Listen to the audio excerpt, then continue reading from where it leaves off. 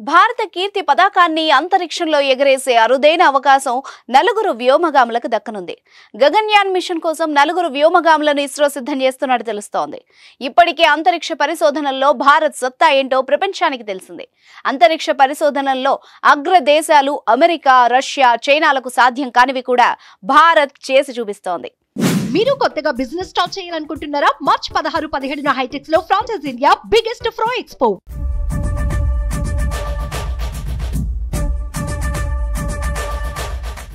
ఇలా అతి తక్కువ ఖర్చుతో మంగళయాన్ ద్వారా అంగారకుడిపైకి, చంద్రయాన్ ద్వారా చంద్రుడిపైకి విజయవంతంగా చేరుకుంది.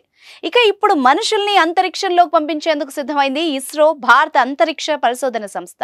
గగన్యాన్ పేరిట చేపట్టిన ఈ భారీ ప్రాజెక్టులో ఇస్రో మరో కీలక నిర్ణయం తీసుకుంది. 2018లో ప్రధానమంత్రి నరేంద్ర మోదీ గగన్యాన్ ప్రకటన చేశారు.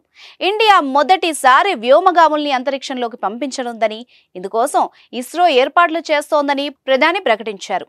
ఇలా భారత్ సత్తాను మరోసారి ప్రపంచానికి చాటి చెప్పే ఈ ప్రాజెక్టుపై సర్వత్రా ఆసక్తి నెలకొంది.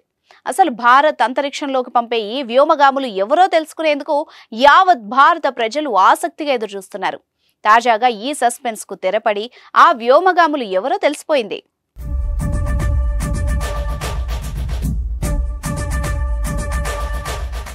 గగన్యాన్ మిషన్ లో అంతరిక్షయానం కోసం వ్యోమగాములకు ఇస్రో ఇప్పటికే శిక్షణ ఇప్పిస్తోంది. వీరిలో నలుగురిని గగన్యాన్ మిషన్ కోసం ఫైనల్ చేసినట్టు సమాచారం. వైమానిక దళానికి చెందిన పైలట్స్ ప్రశాంత్ నాయర్, అంగద్ ప్రతాప్, అజిత్ కృష్ణ, శుభాన్షు శుక్లాలను ఇస్రో అంతరిక్షంలోకి పంపించేందుకు సిద్ధమైనట్టు తెలుస్తోంది.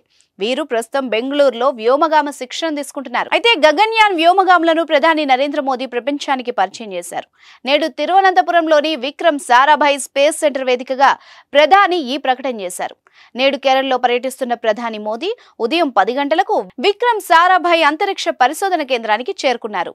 ఈ సందర్భంగానే వ్యోమగాముల పేర్లను ప్రధాని ప్రకటించారు.